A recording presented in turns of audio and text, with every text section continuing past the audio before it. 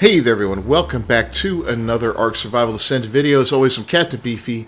This is the Game Vault, and we're going to talk about how to make a early game simple kibble farm. So let's cue up the music and get right to it.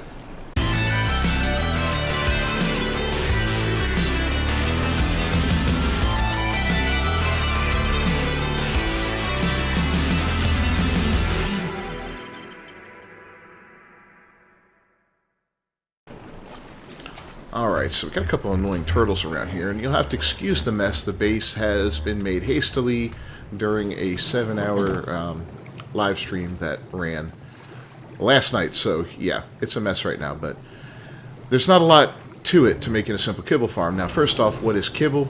Kibble is a food that you use to tame dinosaurs, and anyone who's played the game and wants to be successful at the game should learn how to tame dinosaurs and do so in an efficient manner, because they will make your life so much easier in Ark. Now, simple kibble is the easiest kibble to make, and it looks a little intimidating when you look at the menu here. And, oh, by the way, let's back it up a bit. You're going to need a simple cooking pot here to be able to start making it. It's not that challenging to make. Let's see where it unlocks.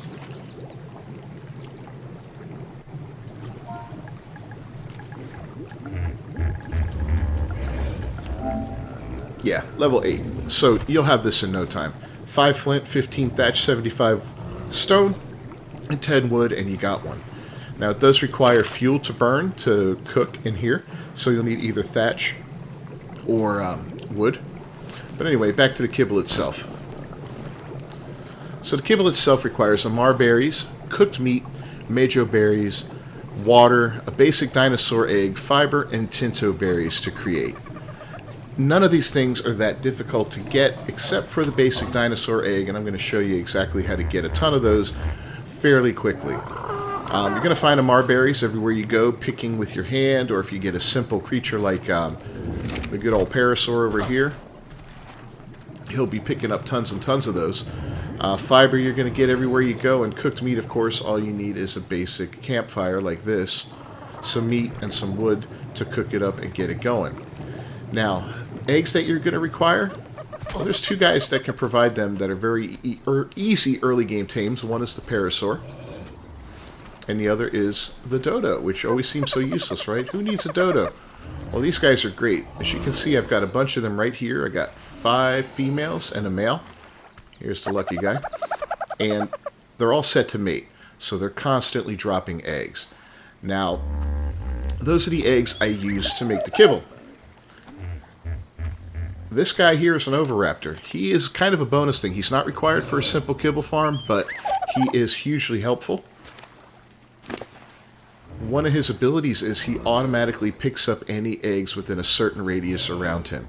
And as you can see, he's got tons of fertilized eggs from the dodos, as well as a bunch of parasaur eggs that are fertilized, a whole bunch of unfertilized dodo eggs that you're just laying at regular intervals, and a couple parasaur eggs.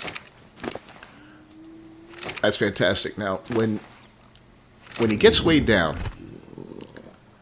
I like to do this. I like to turn on wandering for him, and I'll show you why.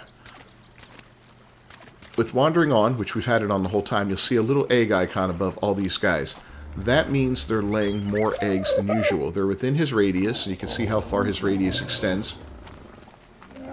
All the way out to here.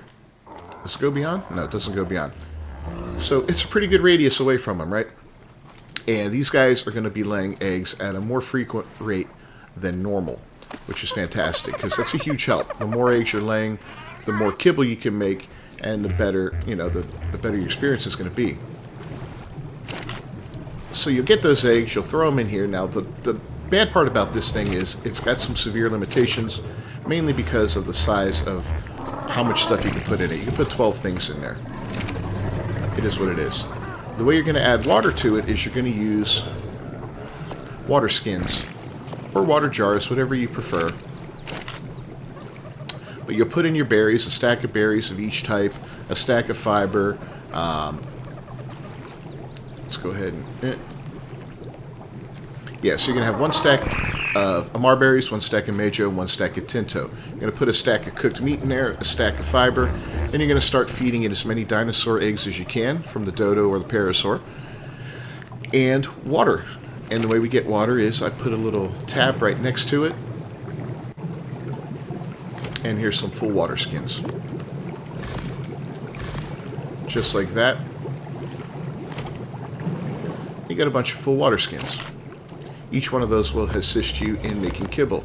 Now they drain real quick. I think you get one piece of kibble per, so it does take a little bit to get this going, and it's a little tedious with the cooking pot. Once you get the industrial cooker later on in the game, this becomes a much, much better experience. But until then, yeah, it's not too fun, you know. I recommend having a second person with you, and one person just keeps this open and throws eggs in and pulls kibble out while the other one exchanges the water and keeps putting it in the tap. That'll speed things up if you got two people working on it. But, you know, it can be done alone very, very easily. Now, getting these dinos isn't tough. The only one that will present a little bit of a challenge is this guy right here, the Oviraptor. Dodos, you can walk up to them, punch them in the face until they pass out, throw a bunch of berries in them, major berries preferably, and wait for them to tame up. A similar thing holds true for the parasaur, but they tend to run off, and punching them in the face isn't recommended. You'll probably do better to get one of these guys once you have a bow and some trank arrows, or you can use a slingshot, and I do recommend bowling them, you know, hitting them with a bowler to hold them into place so they don't run off, and that'll make your life way, way easier. The Oviraptor was kind of a bonus. He was right outside the base. I was hoping to find one, and I did, so I took advantage of it and tamed him. I got a really crappy percentage on his tame because I used... Well, let me explain how he's done. He's done similar to the parasaur and the dodo. He is a knockout tame. I do recommend bowling him, too. He's sketchy. He will run if you get too close to him and panic. So you bola him, knock him out with a few good clubs or slingshot, bow and arrow, whatever it takes. But once he's down, you're going to want to feed him a bunch of fertilized dodo eggs. Now, the better the egg you feed him, the better taming percentage you're going to get. But in the beginning, you're not going to have any good eggs. You're going to have dodo eggs, maybe parasaur eggs, but they're both simple eggs. They're both crap, and neither one of them is going to get a good percentage on it. So, but it doesn't matter. You know, it's your first one. He's good to go. And you get him back to the base. He will assist you with this whole process. You won't have to run around picking up eggs. You can just open him up at any time, take out all the eggs. And if you do that, make sure you take him off wandering unless you've got him secured somewhere. Once this base gets a little more underway, we're going to put him in a secure location. Maybe build a little 1x1 with fences on it and a single gateway to get in there. That way he doesn't get out and run off and get himself killed or just get lost. But for now, he's fine like this because he's completely weighed down. So yeah, that's all it takes to make a simple kibble. I highly recommend doing that as soon as you can. Day one on the beach, knock out a few dodos and bring them back to base. All you need is one male and a bunch of females. Level doesn't matter. Same thing with the Oviraptor. Level doesn't matter, especially early game. Later game, you may want to replace him with an upgraded one. I believe his melee stat determines how far out his reach goes for his influence for picking up eggs. I'm not 100% sure on that. It may do the same for his egg laying ability. Let's go ahead and level up his melee real quick just to see if we can pull that Anki into it. I don't know if it would affect that too, but it's worth a try. And look at that, now he is. He wasn't there before when we jumped off of him, but with 3 melee pushes, now he's under it. Of course, he's a male, he's not going to lay eggs, so that's irrelevant, but still, that's pretty cool to know.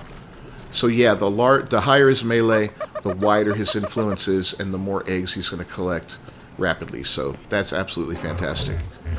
Alright, well I think that's going to wrap it up. If you got any questions on it, leave it down below in the comments. Next thing we're going to do is work on getting the next level of kibble.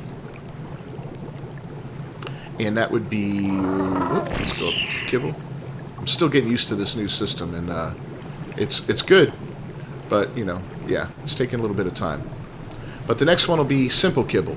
That's going to require fish meat, mojo berries, simple dinosaur eggs, fiber, and rock carrots. But we're working our way up to that one next. So Don't forget to leave a like on the video if you found it helpful at all. Please subscribe to the channel and ring that bell for notifications.